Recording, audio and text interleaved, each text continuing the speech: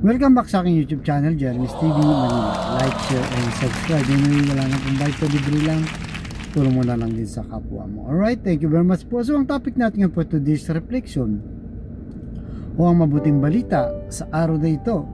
Sa panahon po ngayon, no, napapanahon yung gerang pinag-uusapan sa iba't ibang panig ng mundo. Bakit nga ba hindi mapigil-pigil yan? Di ba? Gera ng Israel sa Iran, gera ng Russia sa Ukraine, meron namang organization, di ba? United Nations, bakit hindi mapigilan?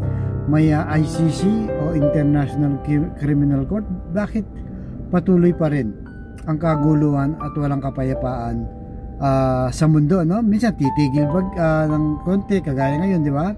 Nakasispire sila pero walang makakapagsabi, baka pumutok na naman ang gera dyan sa ibang bansa. Ganon din po na sa ating bansa. Marami rin ang nagtatalo-talo, nag-aaway-away, at wag na rin tayo lumayo mismo sa ating mga pamilya, di ba?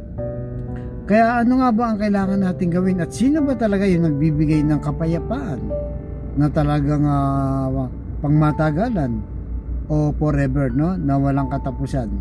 Wala na pong iba kundi ang ating Panginoong Yesus. Kasi bago siya umakyat, no? Bago siya umakyat sa langit, binili niya, no, sa kanyang mga alagad na mga apostol.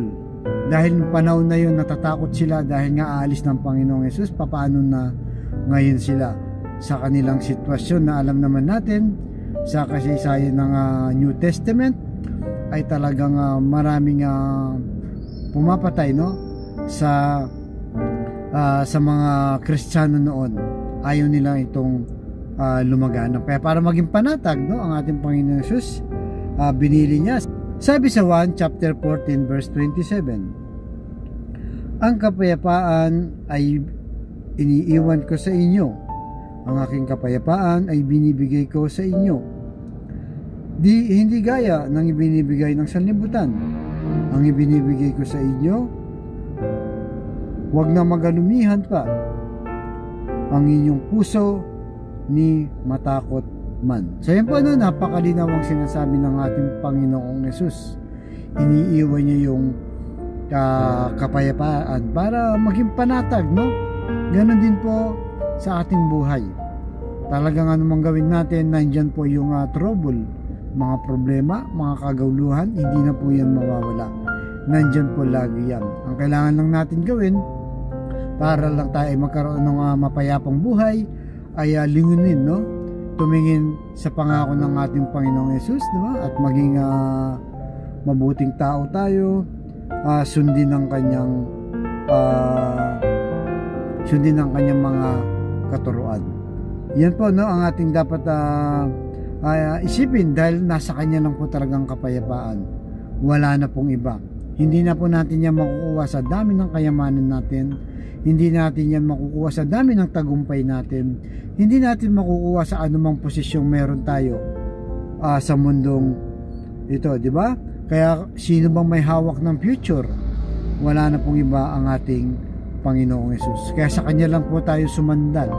Sa kanya natin kunin ng kapayapaan para maging satisfied po tayo, no? At maging kontento. Kaya wala po yan sa dami ng pera, sa kasikatan, di ba? Even yung mga sikat, mayayaman yan, makita natin na sira-sira ang kanilang mga pamilya. Hindi buo, broken family, at ang daming problema, no, sa kanilang buhay. Kaya nga yung mga mayayaman, mga bilyonaryo, di ba? Nakita nyo, may mga bodyguard dyan dahil hindi yan basta-basta makalabas. Dahil marami ang hahanting dyan, no? Marami ang magkaka-interest sa kanila. Hindi kagaya sa ating Panginoong Yesus, no? Stable po ang ating kapayapaan. So ganoon din po sa ating pamilya, no? Para maging stable po ang ating pamilya, ilagay po natin, no, sa sentro ng ating buhay ang ating Panginoong Yesus. Bagamat hindi po tayo perfecto, at alam naman po natin na maraming talagang problema tayong makakaharap, no? Madadaanan dahil nga po dyan sa walang humpay na kaguluhan dito sa mundo. Para maging panatag tayo, payapang kaisipan, lumingon lang po tayo sa ating Panginoong Yesus.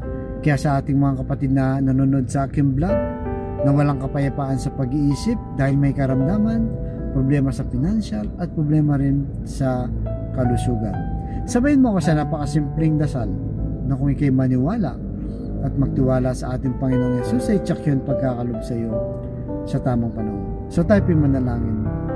Lord, i-bless niyo po mga kapatid namin ngayon dumaranas ng matinding kahirapan, lalo na po sa kanilang karamdaman, sa kanilang katawan. Ipuin niyo po ng iyong mapagpagaling na kamay. Haplusin niyo po. Tanggalin ng kanilang mga karamdaman. Alam naman po namin na walang imposible sa iyo basta iyong luluobin. At ganoon din po sa pamilyang nagkasira-sira dahil sa gulo, away, na walang kapayapaan sa kanila. Ipuin niyo po ang kanilang puso na maging mapagkumbaba, mapagpatawad at payapa ang kanilang kalooban. Lalo na po sa kanilang pagmamahal sa kanilang pamilya. Ganun din po sa financial na kailangan namin lahat, Lord. Na ultimong pambili ng 1 kilo ng bigas, yung mga kapatid namin walang-wala, pinoproblema pa, Lord. I-bless niyo po ang aming hanap buhay para sa aming mga pamilya. At bigyan niyo po ang kapayapaan ang bawat tao at ang bawat bansa. Ang lahat ng itiniling namin sa matamis na pangalan ng ating Panginoon Jesus. Amen and amen. To God all be the glory. Sa ngalan ng Ama, ng Anak, ng Diyos, sa Espiritu Santo. Amen. Thank you very much for and God first.